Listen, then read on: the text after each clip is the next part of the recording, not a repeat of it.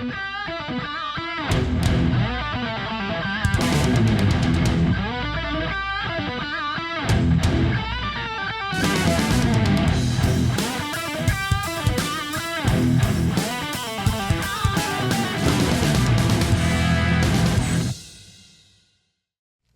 my name is Rich Howard, owner of Architectural Builder Supply. This video is to bring you a closer look at the Rockwood 95B-606.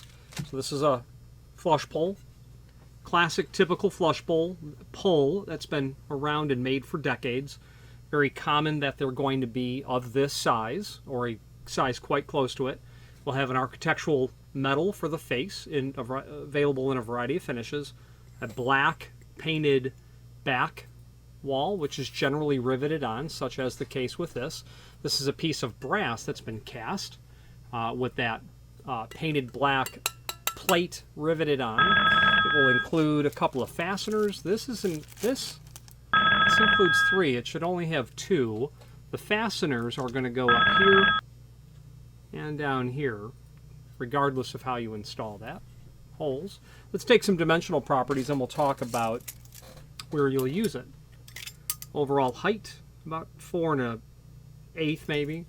Overall width, about 2 and just shy on 2 3/4. Overall depth, looks like it's about 11/16. Height of the body in the back, about 3 3/4 or so, about 2 1/4. Then underneath the lip, looks like it's about 5/8. Now, where would you use this? Let's talk about that now. If you've not hit subscribe yet, we would very much appreciate if you did, and hopefully you're enjoying this video. Now, let's get back to it. Now, these flush poles, these style, they're used obviously in sliding doors that might go into a pocket, but the term pocket door doesn't only or exclusively refer to a door that goes into a pocket like this. A pocket door can be one that when it swings into a pocket, becoming flush. If my fingertips here are the wall, that become flush with the wall like that. That's also a pocket door. However, if someone says pocket, we generally think of this, right? We think of this application. But this is also a pocket application. Where do you see those? Hospitals. Take note, next time you're in a hospital, hopefully not too soon for any reason whatsoever, unless it's a good reason. Pairs of doors, when they swing, they're going to swing into a pocket, and the point of the matter is they get the doors out of the opening completely so that with the cart traffic and the wheelchair traffic that goes in and out through those hallways, the doors are out of the way. That's the pocket. The point being is you'll use these in sliding doors and in swinging doors. And generally, if you're doing flush poles and sliding doors, that's easy.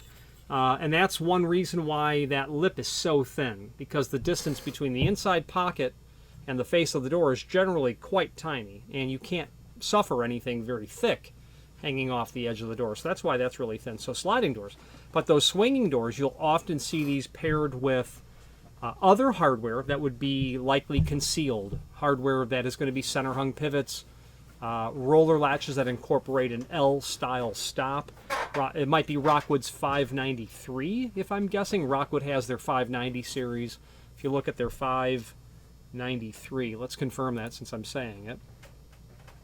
593. Yeah, a 593 would be a good Rockwood part number. A sister company to Rockwood would be Rixson. Look at their 128 series pivots, or the the 370 pivot would be a center hung pivot. And those things kind of go together because what's happening is people are intending to minimize the impact or the footprint of the hardware on the door itself. Okay.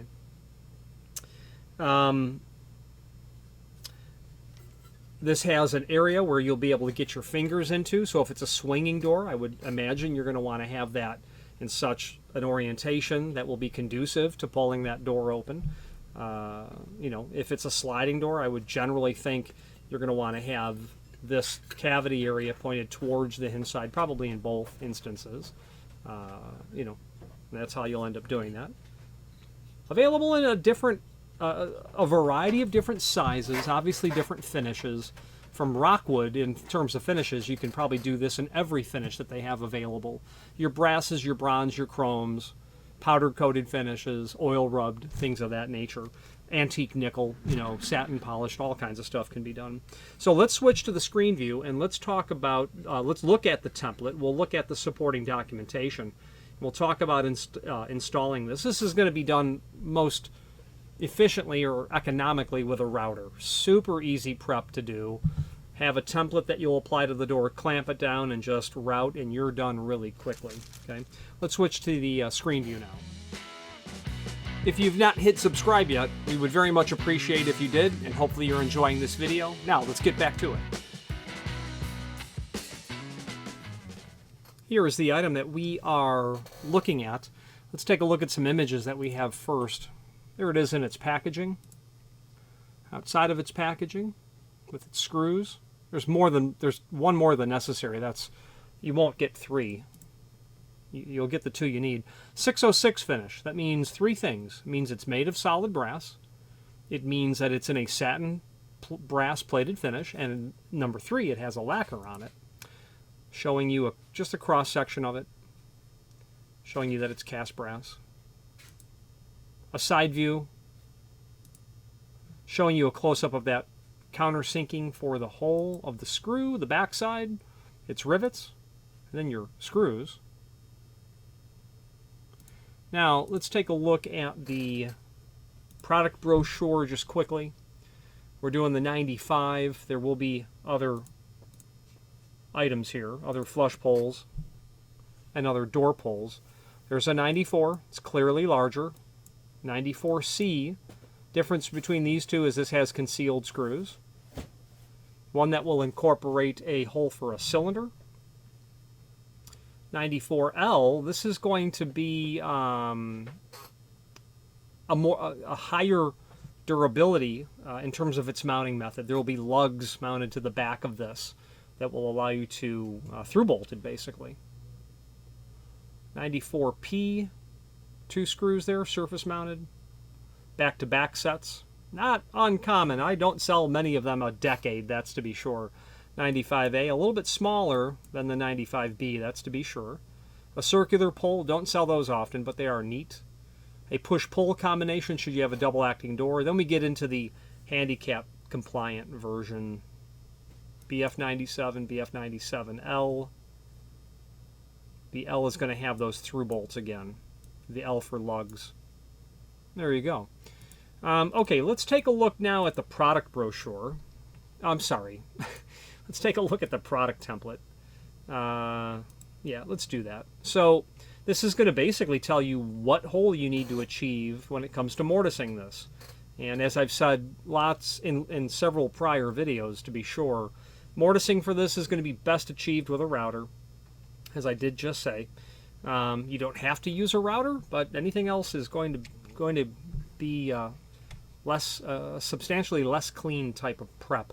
Wood doors obviously is what they're thinking about. A reinforced wood door would be ideal, of course. Putting your screw into particle board would be not ideal at all. I suppose if you were to do that, you might want to consider longer screws right off the bat. Now, if I was going to prep for this, what I would do is use a router. I would go so far as to make a template for my router that I would be able to clamp on to my door, but I would also make it the size where I could flush it to the edge such that I achieved the back set that I wanted to achieve automatically and every time. And I would also make that template long enough so I could square it off to the bottom of the door so I could achieve the vertical height that I wanted. Now, why square it off to the bottom of the door? That means I can use it on doors that are 6.8 or 7.0 or 8.0 or 9.0 or 10.0. It doesn't matter, because your floor to centerline prep should always be consistent. You can have 7.0 and 8.0 doors on the same job, but your lock height's not going to change. So that's why I would do that. I would make one template out of a piece of 1 by poplar, 1 by whatever, 10 by 10, 10 wide, 48 inches long, whatever I needed. And I would cut that prep. I would account for the diameter of my guide on my router base. I would account for the diameter of my router bit. And I would be able to prep that hole really quick. By the time you look twice, I'd have that prep done. A couple of quick grip clamps, you're in good shape. Super easy. If you're going to do one, I mean, I couldn't fathom doing it with a hammer and chisel. Just, you know. I had someone tell me one time you can change spark plugs with a toothbrush. It's just not the right tool. And I don't think a hammer and chisel are the right tool for this. Okay, so that's the template. Now, there's a link below this video as seen here to the manufacturer's page. And when you click on that, the manufacturer's page will load. You'll be able to review a link to the Rockwood website, as well as a link to the accessories full line catalog. And the placement of these exact links will change and do change with time. So this is where the 95B will be found in this link here. They also have their door pull catalog. Rockwood makes dozens of different architectural custom door pulls that you'll see.